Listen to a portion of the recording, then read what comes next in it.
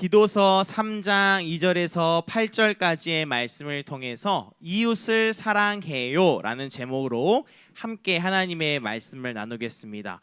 말씀 제목이 뭐라고요? 함께 읽어볼까요? 시작. 안 읽는 친구가 있어요. 시작. 자, 귀는 쫑긋, 눈은 반짝. 앞에 있는 목사님을 보세요. 자, 우리나라는 옛날부터 이렇게 불렸어요. 동방예의지국이다. 이 말이 뭐냐면 예의가 바른 사람의 사는 나라다라는 것이죠. 옛날부터 우리나라 사람들이 사양하기를 좋아하며 다투지 않고 서로 도둑질하지도 않아서 심지어 자신의 집을 문을 잠그지도 않았다라고 해서 이렇게 불렸다고 해요. 동방예의지국이다. 혹시 동방예의지국이라는 말을 들어본 친구가 있어요? 오, 멋진데요. 손 내리시고. 처음 들은 친구 오늘 들었으면 됩니다.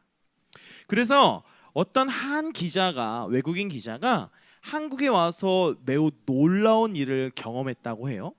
그 기자가 이렇게 길을 가다가 5만 원짜리를 슬쩍 딱 떨어뜨린 거예요. 모르고 떨어뜨렸더니 이것을 본 한 여자가 이 외국인에게 이 돈을 주셔서 5만 원권 잃어버렸어요 라고 얘기를 하는 거예요. 그래서 이 기자가 깜짝 놀란 것이죠. 아니 이것을 그냥 가져가면 됐지 굳이 나한테 왜 돌려줬어요? 우리나라는 안 그러는데? 라고 이야기를 했죠. 그랬더니 그 여자가 이렇게 대답하는 거예요. 5만 원권 잃어버리면 마음이 아프잖아요 라고 대답을 했다고 해요. 정말 멋진 표현인 것 같더라고요. 그러면서 우리나라 사람들을 칭찬하는 그 영상을 보게 되었습니다. 왜 우리나라 사람들은 자기 물건이 아니면 잘 찾아주는 거 있잖아요. 왜 그럴까요? 그것은 바로 우리나라 사람들이 교육을 잘 받았기 때문이에요. 어렸을 때부터 여러분 초등학교 다니면 뭘 배워요? 지나가는 사람 중에 어려운 사람이 있으면 어떻게 해요? 도와주세요 라고 배우고요. 옆에 이렇게 쓰레기 있으면 어떻게 하라고 그래요? 주워서 어떻게 해요? 쓰레기통에 넣는 등 우리가 이 땅을 살면서 올바른 행동들을 어디에서 배워요? 초등학교에서 배워요. 뿐만 아니라 우리는 더 나아가서 교회를 다니는 어린이 성도들이기 때문에 교회에서는 교육을 받아요. 어떤 교육을 받냐면 하나님을 믿는 사람이 어떻게 살아가야 하는지에 대해서 알려주는 것이에요. 따라서 합시다. 하나님을 믿는 사람이 어떻게 살아야 하는지 알려주세요. 무엇을 통해서 알려주냐면 두 글자 뭘까요? 성경을 통해서 알려줘요. 성경은 하나님의 말씀이기 때문에 그 말씀을 통해서 우리가 걸어가야 하는 올바른 길을 알려주는 것이에요. 그래서 우리를 가리켜서 뭐라 하냐면 교회 학교라고 이야기합니다. 오늘 말씀 속에서도 그리스도인으로서 해야 하는 일, 올바른 일이 무엇인지를 이야기해주고 있는데요. 오늘 말씀은 사도 바울 선생님께서 그레데 섬에 있는 디도라는 제자에게 편지를 쓴 글이에요. 바울이 글쎄 전도 중에서 디도를 데리고 함께 그레데 섬에 교회를 세웠는데요. 자기는 빠이빠이 하면서 디도에게 이 교회를 잘 부탁해 라고 이야기를 했어요. 그리고 나서 바울은 디도에게 이 교회의 성도들에게 무엇을 알려주어야 하는지 알려주었어요. 교회의 리더들과 성도들에게 하나님 나라의 백성으로서 믿지 않는 자들과 다투지 말고 올바른 행동으로 살아가야 한다는 것을 기록하고 있죠. 그래서 오늘 말씀 속에서 바울은요 크게 세 가지를 알려주었는데요. 우리 한 목소리로 한번 읽어볼까요? 첫 번째 시작. 남을 헐뜯거나 욕하지 마세요. 두 번째 시작. 모든 사람과 사이좋게 지내세요. 세 번째 시작. 부드럽고 공손하게 대하세요 라고 말했죠. 이것을 정리하자면 예수님을 믿는 우리는 다른 사람에게 말이나 행동이나 어떤 것으로도 공격하는 모습으로 살아가면 안 됩니다라고 사도 바울 선생님께서 알려주셨어요. 왜요? 왜요? 왜요? 왜 사도 바울 선생님께서는 그것을 알려주셨을까요? 예수님을 믿기만 하면 되는 거 아니에요? 더 나아가서 왜 이렇게까지 이웃에게 행동해야 되는 거예요? 라고 물어볼 수 있죠.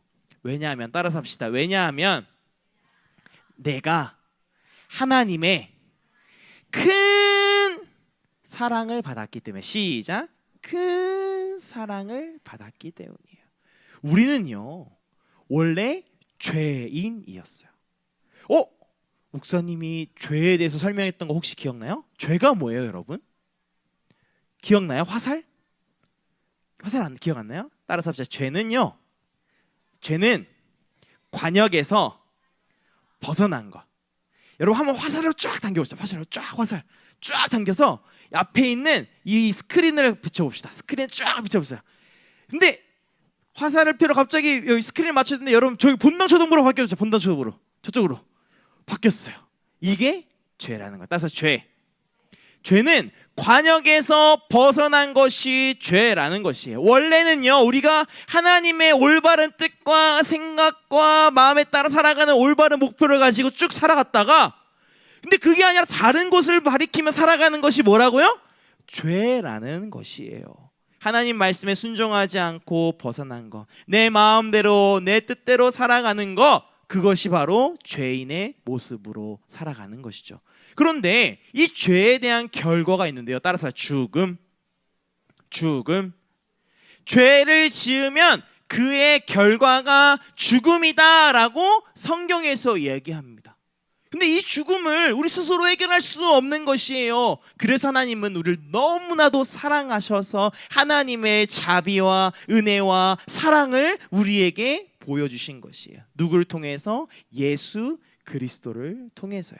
하나님의 사랑하는 독생자 예수 그리스도를 통해서 그 예수님이 우리를 대신해서 십자가에서 죽으시고 부활하심으로 누구든지 그 예수님을 믿는 자는 죽지 않고 영원한 생명을 얻는다라는 것이 하나님이 주신 은혜와 자비 사랑인 것이에요. 따라서 합시다. 예수 믿으면 천국 간다.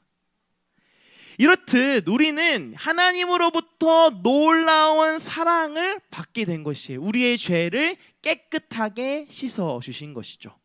이렇게 은혜를 받은 사람이라면 어떻게 살아가야 할까요? 은혜를 갚아야 합니다. 따라서 합시다. 은혜를 갚아야 해요. 내가 살아가는 곳에서 이제 아무렇게나 살아가는 것이 아니라 하나님께부터 받은 그 사랑을 가지고 나도 그 사랑을 전달할 줄 아는 그런 사람이 되어야 하는 것이죠.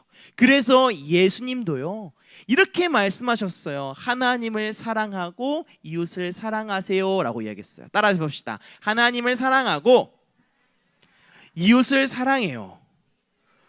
하나님을 사랑하는 것뿐만이 아니라 이웃을 사랑해야 하는 이유는 성경 맨 처음에 나와 있는데요. 그 말씀을 한번 같이 읽어볼까요? 자, 시작. 하나님이 태초에 천지를 창조하시니라.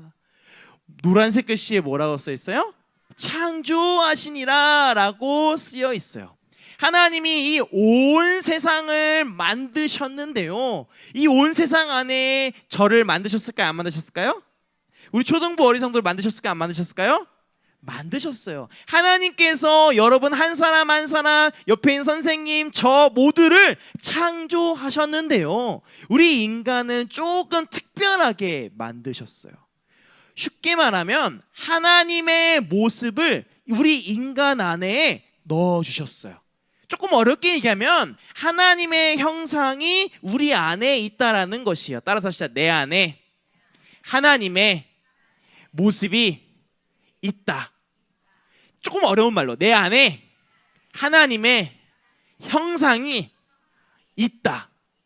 하나님의 형상이 있다면 만약에 잘 들어보세요. 내 옆에 있는 친구를 사랑하는 것은 누구를 사랑하는 것일까요?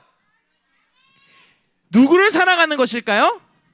내 옆에 있는 친구를 사랑하는 것은 따라서 하나님을 사랑하는 것이에요. 내 옆에 있는 친구에게, 선생님에게, 우리 모두에게는 하나님의 형상이 있기 때문에 우리가 함부로 대해서는 안 되고 사랑하면서 살아가야 하는 것이죠. 그것이 예수님 믿는 사람의 모습이라는 것이에요. 그래서 사도 바울 선생님께서도 이렇게 말씀하고 있어요. 선한 일에 힘써라 라고 말하고 있어요. 따라서 합시다. 선한 일에 힘써요.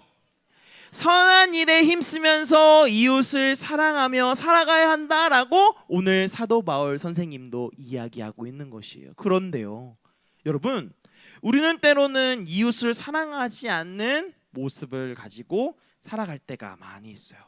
우리에 있어서 가장 가까운 이웃은 누구예요? 우리를 낳아주신 부모님, 그리고 우리랑 같이 살고 있는 내 형제, 내 자매, 그들을 사랑하지 않을 때가 많이 있고요. 또 우리 반에 섬기고 계시는 선생님을 사랑하지 않을 때가 있고, 우리 반 친구들과 사이좋게 지내지 않을 때도 있어요. 여러분, 계약했죠? 계약을 했을 때도 친구들과 싸우고 사이좋지 않게 지내는 친구가 있을 수 있어요. 그때 우리는 어떻게 해야 할까요? 사랑하며 살아가야 한다라는 것이에요. 말씀을 좀 정리해 봤으면 좋겠어요. 오늘 말씀 속에서 우리는 무엇을 배우게 되었나요? 따라서 합시다. 이웃을 사랑해요.